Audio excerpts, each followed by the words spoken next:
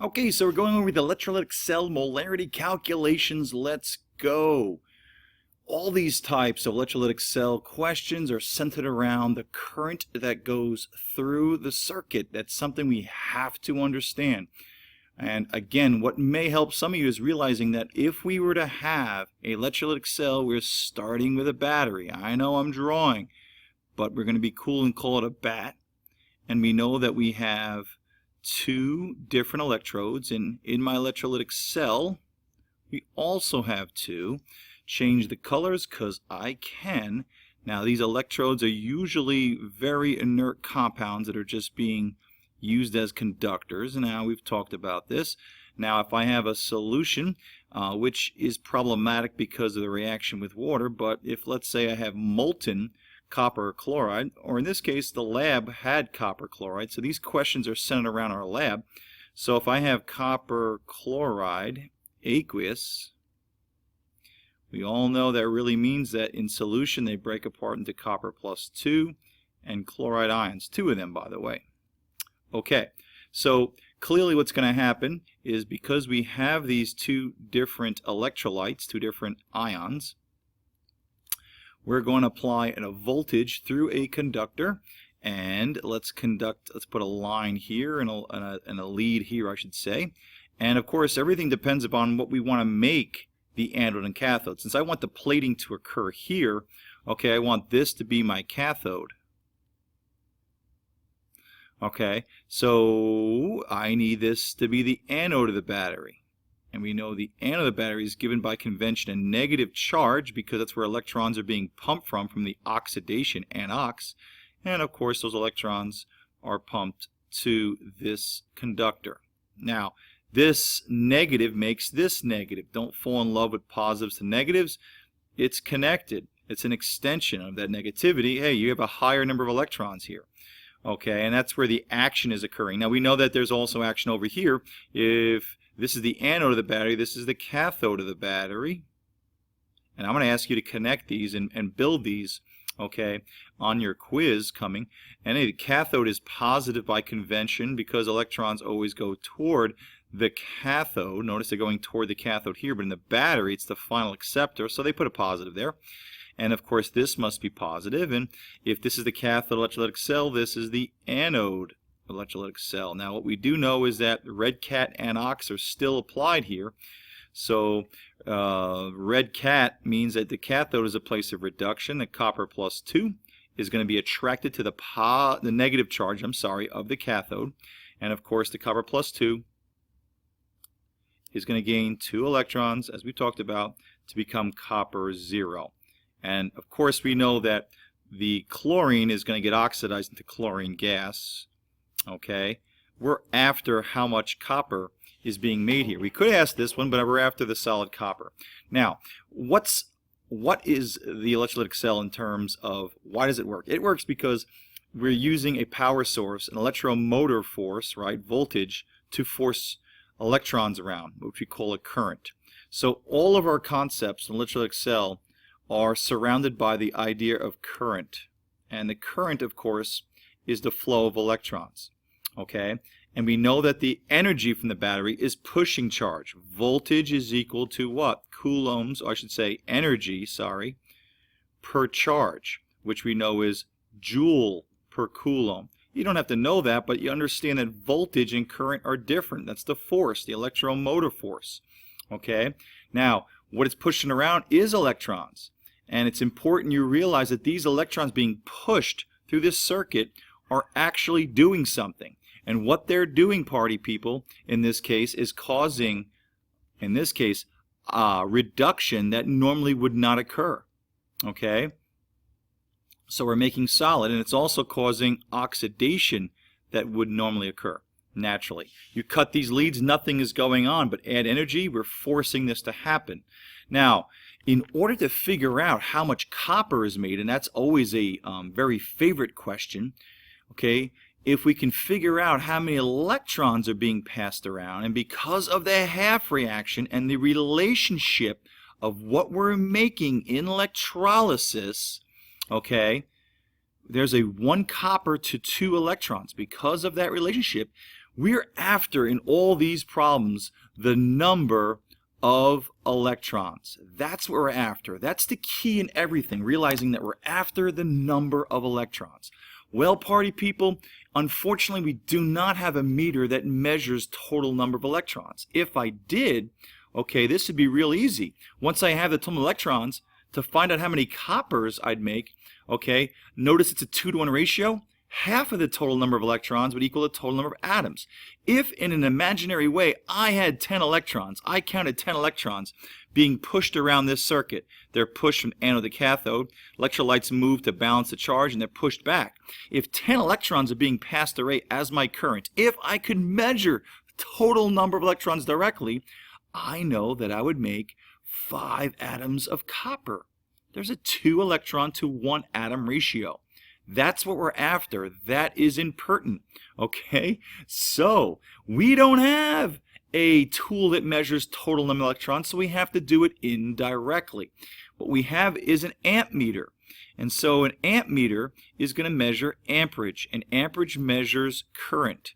And current that we measure is in terms of charge that's flowing. And of course the charge is due to the electron. So indirectly we have to get total number of electrons.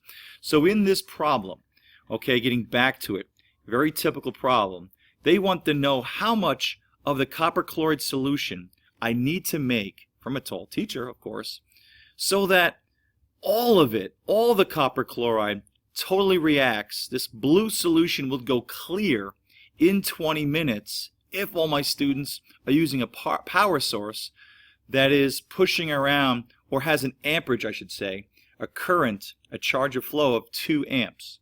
So given these conditions, 2 amps, I want it to happen in 20 minutes, okay? And of course I have a 100 milliliters of it. What concentration do I need? How many copper ions do I need to be in here so they all react under these conditions? How many? When I ask how many, that's really what I'm asking in concentration. The concentration is molarity.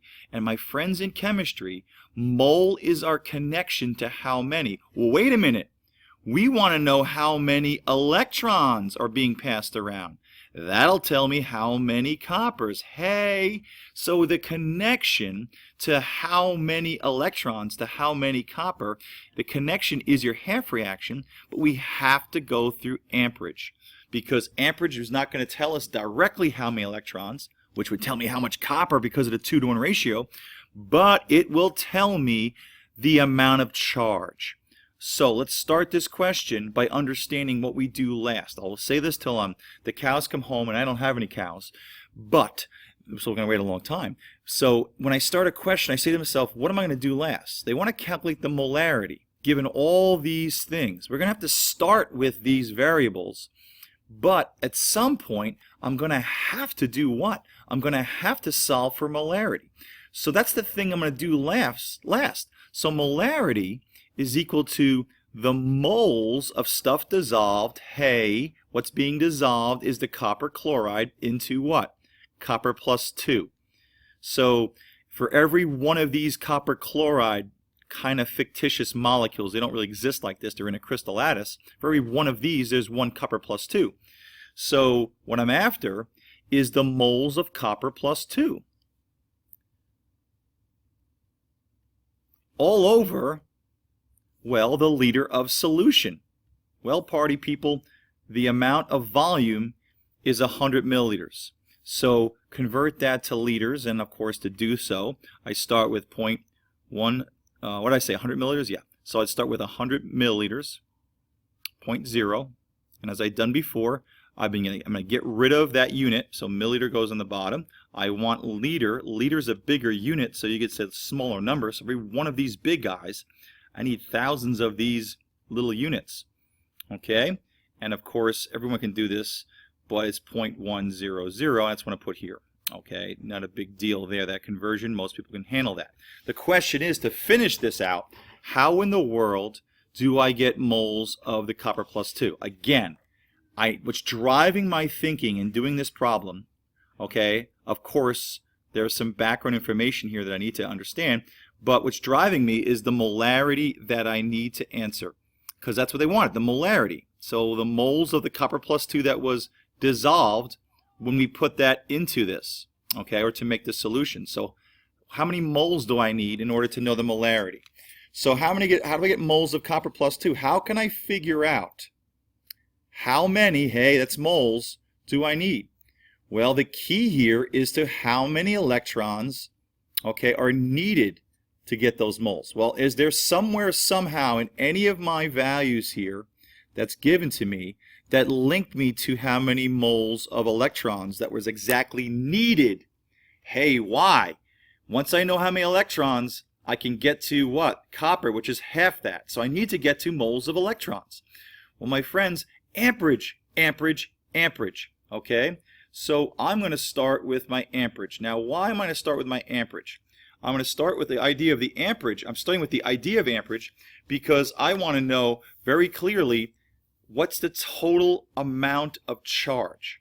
Now, to get the idea of amperage in my head here, I make sure I understand that amperage is equal to the charge per second.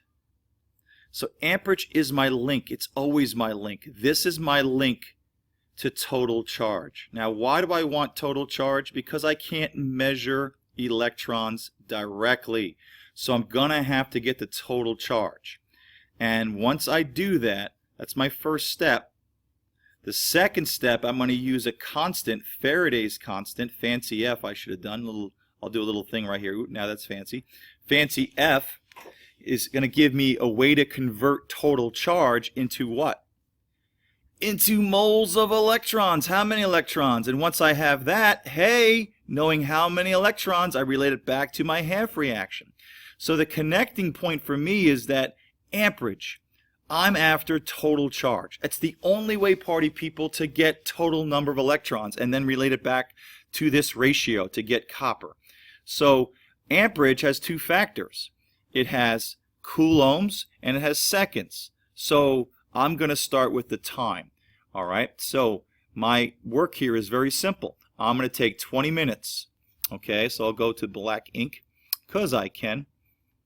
And I'm going to go 20 minutes. And I know some people can jump start this by knowing how many seconds. And I know that for every 1 minute, there's 60 seconds. And what that's going to give me, party people, is total number of seconds. Why? Because, well, amperage, I'm telling you, I want the students to use 2 amps. So amperage is 2 coulombs per second. And I put it this way because my seconds cancel. So now I have total charge. That's my link.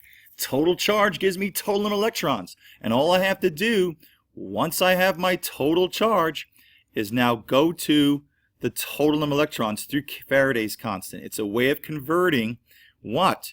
Converting my total charge to that's responsible for the current to electrons. So there's a total charge. How many electrons make that charge? That's what Faraday's constant does. Coulombs goes in the bottom. And it's given to you as 96,500 coulombs. And that's for every 1 mole of electrons. Hey, we're going from total charge to how many electrons. Moles of how many?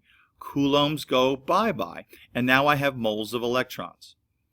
Now, we're done basically. Once I have how many electrons, hey, how do I relate it back to the chemical that I'm making?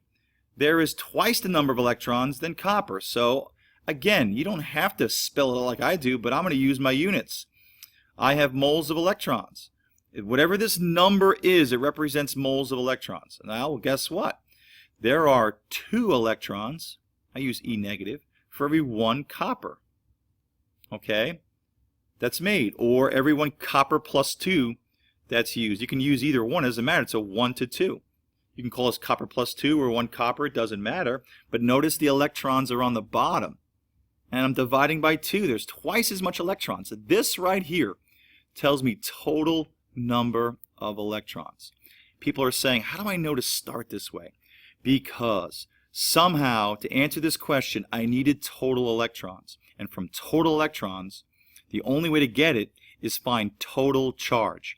So this right here was total charge. And then this, Faraday's constant, is to take that total charge and convert it to the total number of electrons. That links back to the ratio of how many of the components of the half reaction.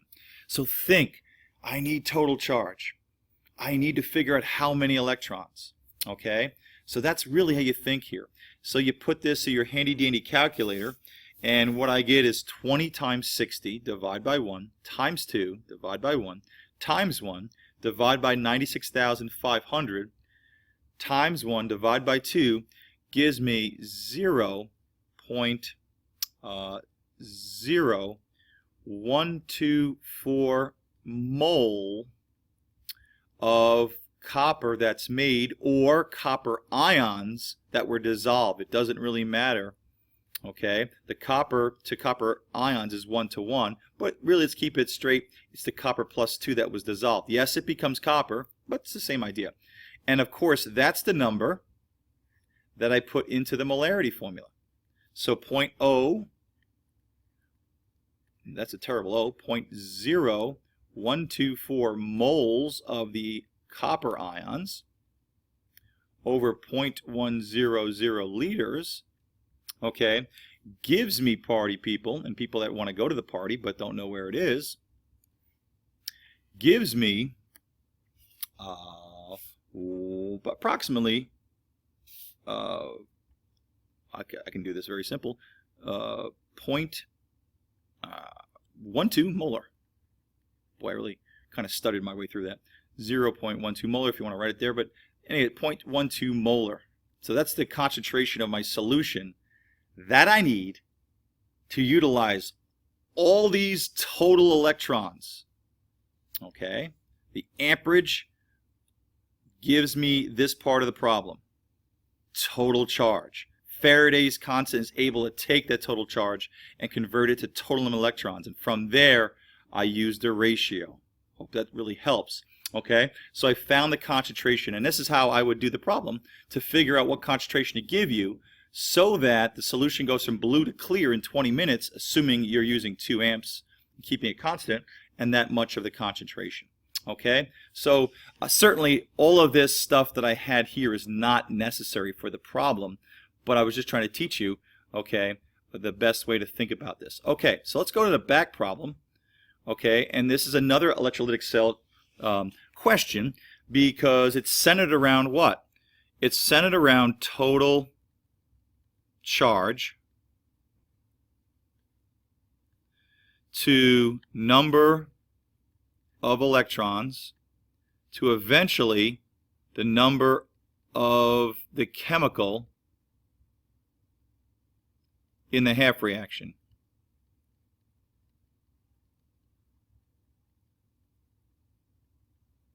Okay, so this, of course, is your amperage. This, of course, is your Faraday's constant. You make it fancy. And this is your half reaction. Since we're talking about copper, it's copper plus 2, gaining 2 electrons, 2 copper, 0 solid. Okay, now this is the tie-in, but I could start you in reverse and forward. So in this question, if I already have a concentration in the same electrolytic lab, by the way, that's 100 milliliters, 0.0 milliliters we were using of solution, what would the amperage of the DC power source have to be set to in order for the student to completely make all the copper plus 2 become copper, for all the blue solution to eventually go perfectly clear, to drive the reaction forward to completion till you run out of your reactant? Okay, so in this problem, what do we need and what do we know? Well, we're given the molarity. And the first question I say, what's the last thing I'm going to do? Well, they want, okay, the amperage at the end. That's what they want. We're going to start from some vantage point, but we want the amperage. This is what we're solving for. And amperage is equal to the coulomb per second. It's a ratio of total charge going through the circuit per second. That's what it is. Okay?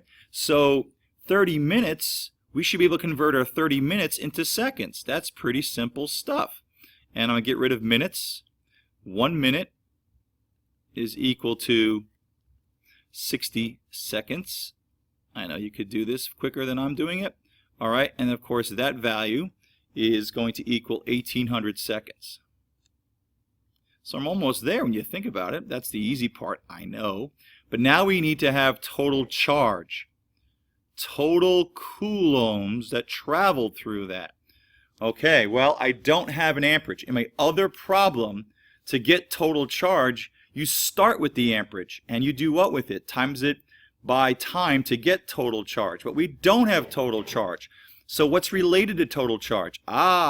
Number of electrons. We don't know number of electrons. So we better start with what? The total number of chemicals in the reaction. Hey, we have to figure out the moles of the chemical we're talking about. Of course, it's copper or copper plus 2. And we're going to have to work this way to eventually get our amperage. We're going backwards. So, understanding the last thing I do is put it into the amperage. How do I solve for total charge? Well, I'm going to have to start with moles of my chemical reaction. So they say, well, how do I do that? Well, in this problem, they gave you something that's related to moles, and that's molarity. Look at molarity. It's equal to, it's a concentration term, moles, in this case, of copper plus 2 that was dissolved over liter of solution. And we have that too. So, party people, we have the concentration. We know the volume of the solution. We can get the number of copper plus 2. And knowing the what? The ratio of the chemicals to the what? To the electrons, we should be able to get to number of electrons. And then figure out what that charge is. Yeah, I think you're seeing it now. I can feel it. So let's do that. Now, you could just put in the value for liter of solution. This is, so you could just solve for, hey, I have a 0.15 molar. That's an M if you like to think of. And I know that my solution was 100 milliliter like we did in the other side. That's 0.100 liters. We can solve for mole here. And you're going to multiply liter times the molarity. Now, I kind of like to do dimensional analysis. I know people like saying, ugh. But in any case, I'm going to start with 0.100 liter. I'm going to multiply that by the molarity. That's something we're going to do in so many problems. Now, the molarity is 0.15 molar, meaning it's 0.5 moles per every 1 liter. Look at this. I'm using the what? The ratio of moles to liters in molarity as a converting factor, just like we use what? Coulombs per second. So liters go bye-bye. Now I have moles of what? Well, I have moles of copper plus 2 because that is a concentration of copper plus 2. You may say, Mr. Krause, how do I know that? Because this is not reality. It's really copper plus 2 and chloride ions. And there's one of these per one of these formulas. So I have 0.5 moles per liter, but I have less of a liter. So I'm going to do that. Now, so this gives me moles of the chemical we care about, copper plus 2. Now I need, think about your map here. We're going to go from this now to number of electrons. Okay? And how do we do that? We look at the half reaction. So by party people, I have moles of copper plus 2. What's the ratio? For every one of these, there's 2 electrons. So I'm going from this to 2. So because I have this number, to get the number of electrons, I'm going to have to multiply by 2. Now you can think that through or just use your units. So watch this. I'm going to get rid of copper plus 2. I put that in the bottom. And for every one of these, there's 2 electrons. Hey, timesing it by 2. Copper goes bye-bye. And this represents total number of electrons. Sounds familiar. That's what we need most of the time. So number of electrons. Total. But what we're after in this problem, the last thing we're going to do is solve for amperage because we need total charge. So the last little piece to get charge is once I have total electrons, how do I get total charge? Okay? Well, I'm going to have to go through Faraday's constant, right? I'm going to have to take my number of electrons, and this right here is moles of electrons, right? Total number of electrons. That's what moles is. And I'm going to times it by Faraday's constant. So here's mole of electrons because everything else is canceled. And for every 1 mole of electrons, which will be canceled, I have 96,500 coulombs of charge. So the mole disappears, electron, okay? So for every mole of electron, I have 96 total coulombs. And notice something, electrons cancel, and I'm left with just coulombs. And this is my total charge. Hey, last thing that I do is take my total charge. Let's go find that number. And when I multiply 0.1 times 0.15, divide by 1 if you want to, times by 2, divide by 1, times by 96,500, I get 2895 coulombs. That's my total charge. And guess what I'm going to do because I know what I'm doing last. I'm finding amperage, which is the ratio of total charge per second. So now, party people, this becomes 2895 coulombs divided by total seconds, 1800, and we get coulombs per second, which is the amperage. Hey! And what I get here is 1.6 amps. And that's the amount of charge, or current, I should say, which is related to charge per second needed to make all of the 1.5 molar concentration of copper plus 2 go. So this was a problem that went in the opposite, but darn it, I'm still using the same 3 components. The moles of chemical in the half reaction, how many? How many of electrons, which is essential to total charge. So amperage, total charge, Faraday's get you to how many, and of course the half reaction is key. Really hope that helped. I think what I'll do is I might write some more of these reactions for you and put a key up later in the weekend. So I hope this helped. Okay, rock on.